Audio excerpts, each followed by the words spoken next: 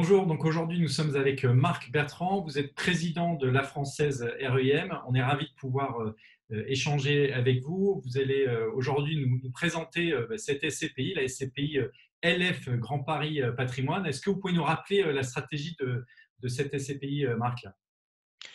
Alors, Paris, tout le monde connaît, mais ça vaut la peine de le mettre quelques secondes en perspective. C'est-à-dire que, dans un environnement d'investissement et même dans un environnement, général économique, de taux, très bas et qui vont rester bas, mais qui ne remonteront pas rapidement et dans un monde de peu d'inflation, l'immobilier fait sens, mais pour créer de la valeur en immobilier, on ne pourra pas compter sur une énième baisse des taux ou une reprise de l'inflation. Donc l'idée là-dessus est, on peut avoir plusieurs stratégies dans ce cadre-là, un asset management actif, de restructuration d'immeubles, c'est pas tout à fait la stratégie qu'on a là.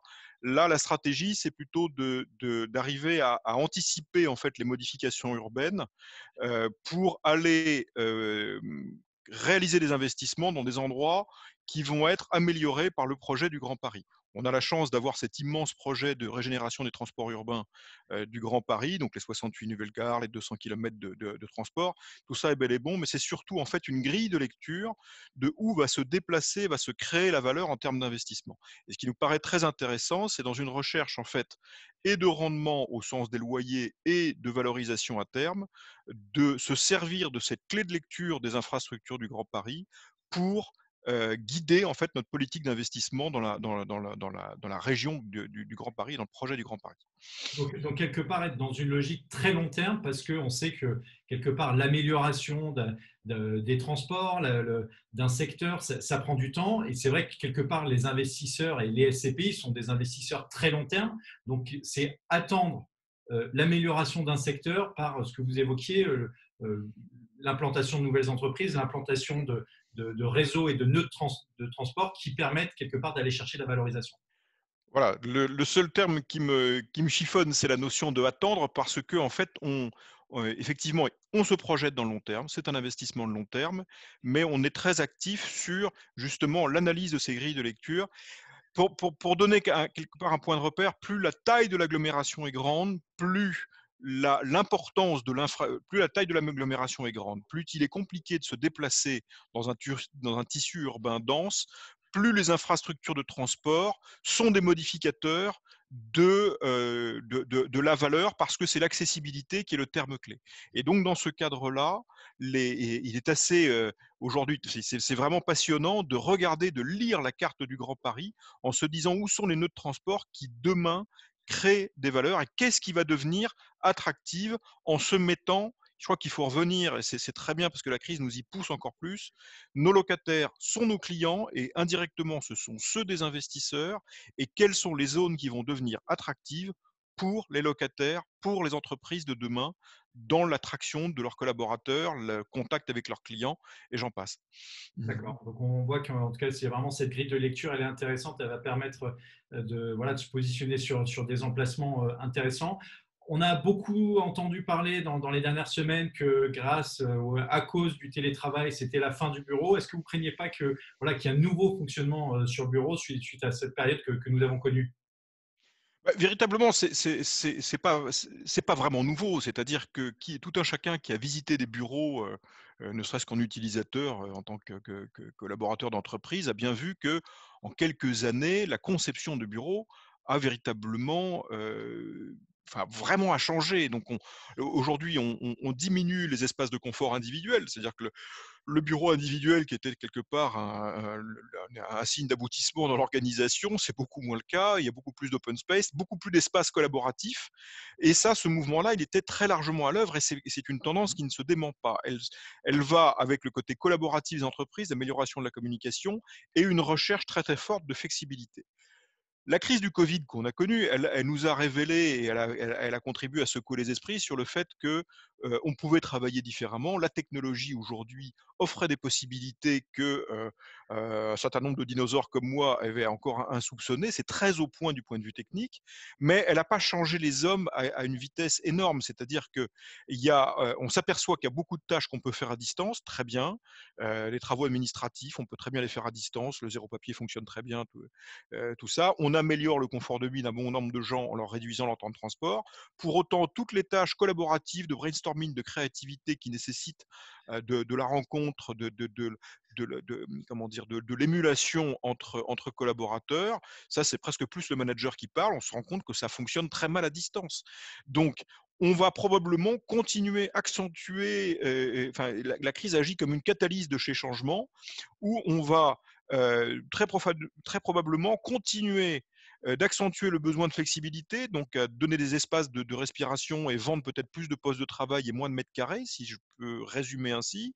Et puis changer encore plus l'aménagement des bureaux en transformant en fait nos espaces, nos immeubles de bureaux comment dire, en libre service, c'est-à-dire il va falloir offrir des services à la carte, il va falloir offrir des services probablement technologiquement assez pointus en termes de connectivité, en termes de sécurité sanitaire, entre autres, mais on va profondément modifier ce marché. Est-ce que ça se traduit à la fin par une modification profonde de la demande quantitative? Pas mal de forces contradictoires, assez difficile de juger de la résultante aujourd'hui. Mais la seule conviction très profonde que j'ai, c'est que nous ne sommes plus, nous, asset managers ou investisseurs, on va dire professionnels pour le compte des épargnants, nous ne vendrons plus, nous ne louerons plus des mètres carrés, mais on va louer des immeubles comme un ensemble de services cohérents pour les entreprises. On est des fournisseurs de biens et de services intermédiaires. En tout cas, moi j'aime bien cette logique de client. Vous avez parlé du locataire qui est un client, qui est le client au final de l'épargnant SCPI. C'est important de le rappeler qu'un locataire va payer un loyer, il faut lui apporter un service.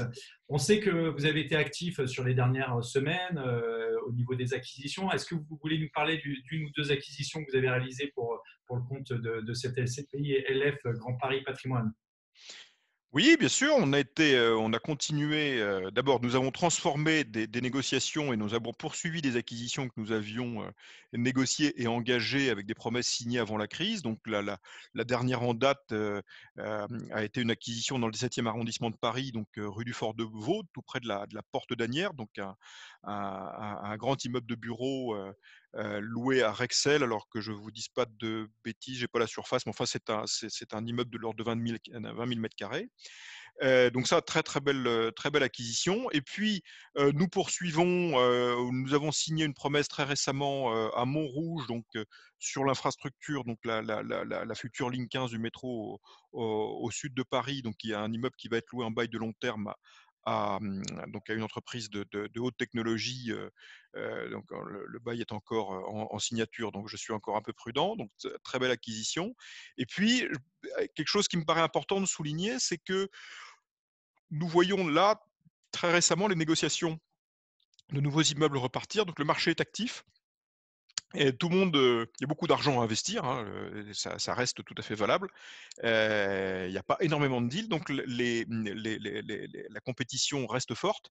On cherche tous des repères, en termes de prix, mais l'évidence est que sur les biens de qualité, sur les biens loués en long terme tels que nous les cherchons avec des bons emplacements, le marché se tient. C'est-à-dire que les prix n'ont pas beaucoup scié pendant la crise.